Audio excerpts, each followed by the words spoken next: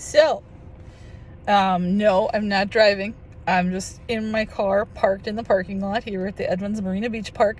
And I just wanted to give you guys a quick recap about MS to try to not make things boring.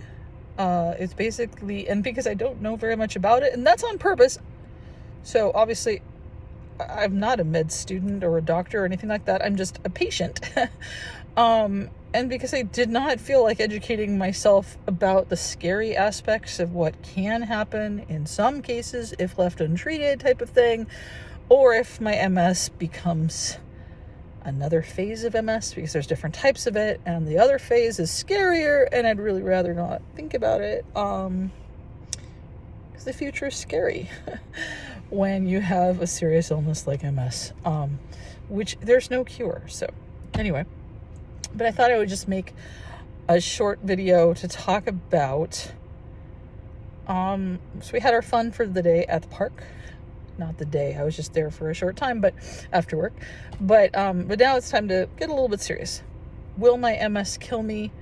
Not yet, no. Because there are 30 types of medication for MS, with more being developed all the time. The MS medication, the type that really works for MS is what they call DMT. I think the T is for treatment. It's disease modifying treatment, I believe is the term, is what it stands for. So my DMT, my medication is called Ocrevus. It's when people flash the V for victory sign on TV commercials as they're hiking around full of energy, which, I mean, some people feel more energy with Ocrevus, other people do not. And MS itself typically will make you feel tired. So,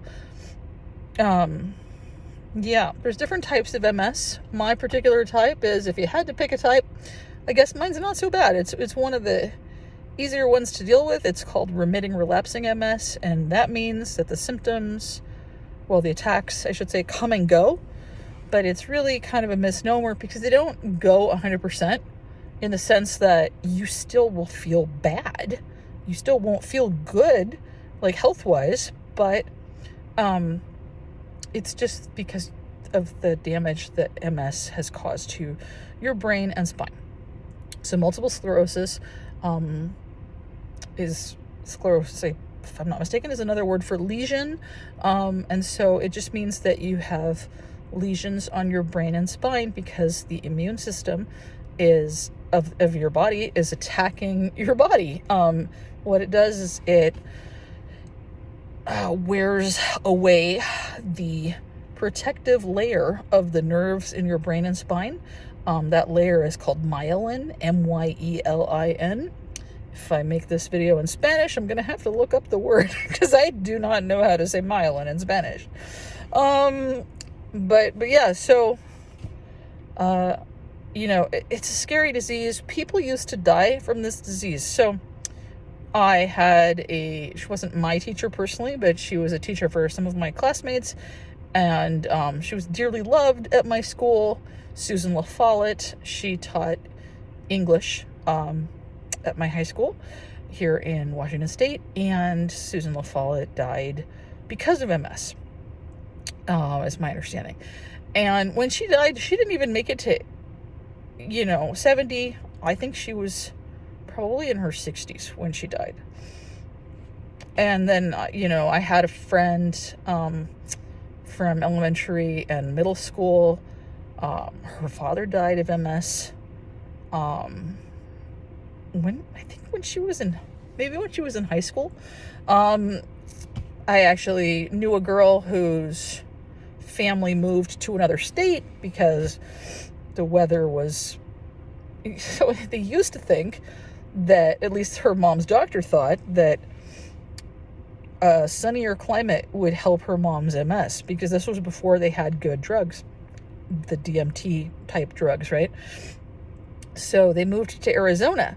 So it turns out that now they know MS is actually, like I mentioned in my little video earlier, it's like being Goldilocks when you're trying the porridge, when you break into the house of the three bears.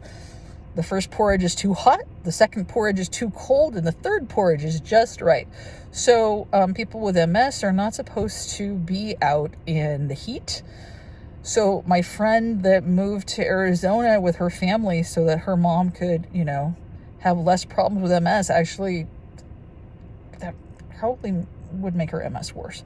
But the other thing is there's a balance though, because we do need sunlight, right, for our health. Actually, we can't avoid it as much as I'd like to avoid skin cancer because I'm so pale and I'm allergic to sunscreen, but no, I do need a certain amount of sunlight for my health, as does everybody basically.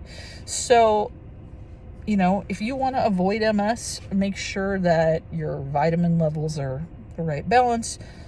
You need to have the right amount of vitamin D, vitamin B12, etc. So you can check that with your doctor's office. They can do blood work.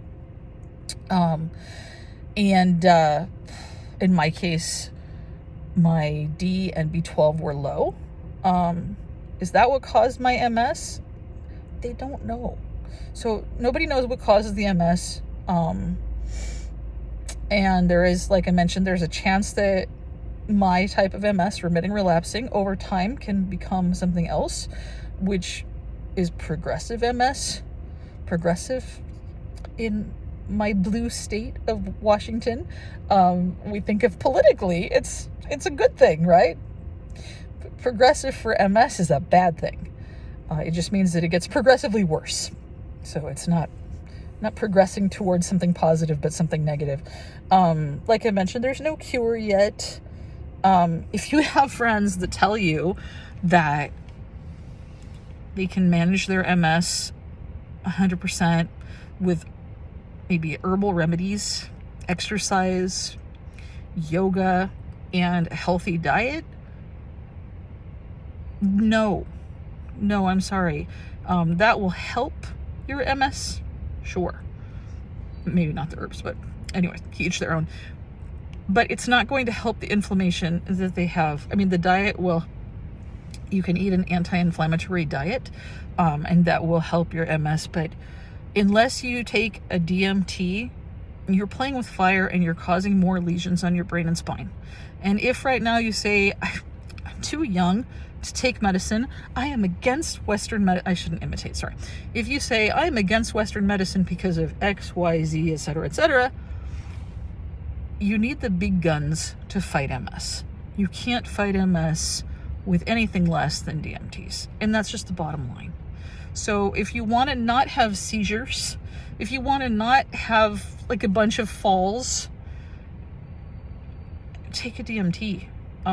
If you're concerned about cost, drug companies will typically help you. They'll have you can apply for financial assistance and that sort of thing. My drug, Ocrevus, has a program like that. My insurance, my health insurance, which is really good, required that I sign up for that assistance package. So whatever portion would normally fall on me after insurance pays their part, the drug company that makes Ocrevus, called Genentech, they pay the other portion. And I'm very grateful for that. But yeah, if you're having weird neurological symptoms, please see a doctor. Don't give up on getting answers. There are tests that can be run. What are the tests? Blood work. There's also a spinal tap where it doesn't hurt. The recovery from the spinal tap might hurt, but the spinal tap itself doesn't hurt because they'll give you local anesthesia. So they'll anesthetize the part of your back where they put the needle in, and that didn't hurt. But what hurt me, because if you're short, I'm 5'1", so if you're short, then it can take you a while longer than a normal person to recover from a spinal tap. So I was in a lot of pain for a week, but after that it went away. But no, so spinal tap, and then also you need brain MRIs and spine MRIs, and you can't just use any MRI machine. It needs to be an MRI machine that has proper resolution, so a higher level of resolution than the standard MRI. So you need to ask, when you're scheduling MRIs, is this a 3T machine? 3T is the measurement. I like to think of it as Terminator 3, T3, but 3T machines are what you need to give you the proper resolution to see the lesions on your brain and spine. And in my case, I do have lesions, actually. I have lesions on my brain. I have lesions on my spine. But because of the Ocrevus medication that I'm taking, they are no longer active, which is amazing. So I'm very happy about that. And I don't have any new lesions. How often do you need to do MRIs? Initially, every 6 months. If you get on a DMT that works really well, like Ocrevus, once you're pretty much second or third set of MRIs is done, if it still shows no new lesions and you're not showing any active lesions, they'll let you do MRIs once a year. Should you skip MRIs because you're trying to save money or because you're concerned about radiation, please don't skip your MRIs. Set up a payment plan with the hospital or MRI facility if it's not part of your hospital. It's a good idea. It's basically in your best interest. How do you know if you have MS? You don't. I didn't know I had MS, and I really thought that I had something else. I thought I had lupus, but it's not lupus because they tested me for that. Can you have MS on top of another disease? Absolutely. Yes, you can. Technically, you could also have lupus and MS. So I just need to keep an eye on my symptoms because my mom has lupus. So there can be, some genetic component for lupus. So if you have like a parent or, something that immediate family member that has lupus, you do have a chance that you could end up with lupus as well if it's genetic, which it's not always. Does anybody else in my family have MS? No. I heard through the grapevine that a cousin that would be, I guess, a third cousin that nobody remembers the name of, but my grandfather, so my mother's father, has a cousin. Well, he's deceased now, but one of his first cousins allegedly had MS. Had because MS kills you unless you take the DMT medication, right? So, like I said, there's 30 different kinds. They're, in addition to the tests that they will run to diagnose you with MS, they also will run tests to see what viruses you might have had in the past so that they can narrow down which medicines would work for you. Because a lot of the DMTs, they're going to make your immune system weak on purpose. And so if you have had certain viri in the past, like let's say you had hepatitis B or something, and then you take a DMT drug that is going to suppress your immune system, there's a chance that your hep B could come back, that sort of thing. And then there's all kinds of weird little things that I never knew about until I had MS. So really, it's something that, as scary as it is, do some research, and please know that you can live if you have remitting relapsing, right? Okay, that's the only one I can really talk to you about because that's the one that I have, that I know about, right? I haven't read about the other ones because I'm scared. But remitting relapsing, you can live to be at least in your 60s or 70s, if not more. So if you're watching this and you're already in your 60s and you were recently diagnosed with MS, do not be scared. Just try to follow all your doctor's advice. Eat a healthy diet.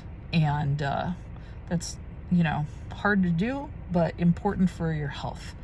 I used to think that it doesn't matter, but it does. It's just really, really hard to stop eating the things that we're used to, And I'm saying this as a vegetarian. I don't drink alcohol. I don't smoke. I don't use drugs. But I have MS. So that doesn't mean that you should just party because you're going to get whatever disease anyway. No.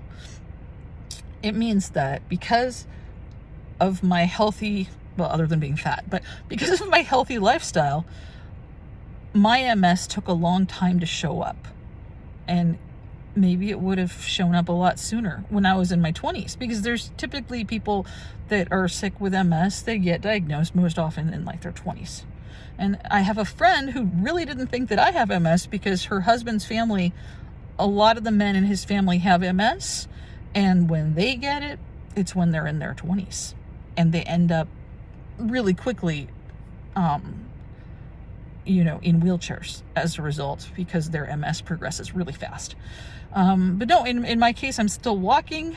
Like I said, though, I've only had MS, the diagnosis, okay. I've probably had MS for a long time. I just didn't know what I had. But MS, it doesn't necessarily mean that you're going to die. It doesn't necessarily mean that you're going to end up in a wheelchair. But if you do end up in a wheelchair, that's not the end of the world, because you're still a living person that's able to enjoy and experience life. I've decided to kind of stay off of it, but I was checking out Reddit.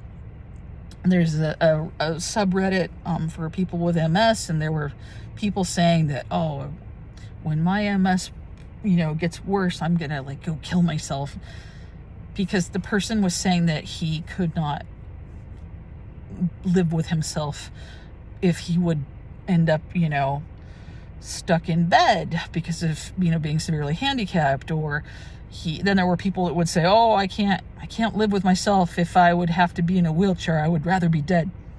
And then there were people that were posting on the Reddit, listen, man, I'm in bed pretty much because I'm severely handicapped, but I'm not ready to go yet. And I don't like it when you say that people with this disease, might as well, we should just kill ourselves. So don't kill yourself. Get help for your depression. And, let's keep hoping for a cure. Thank you.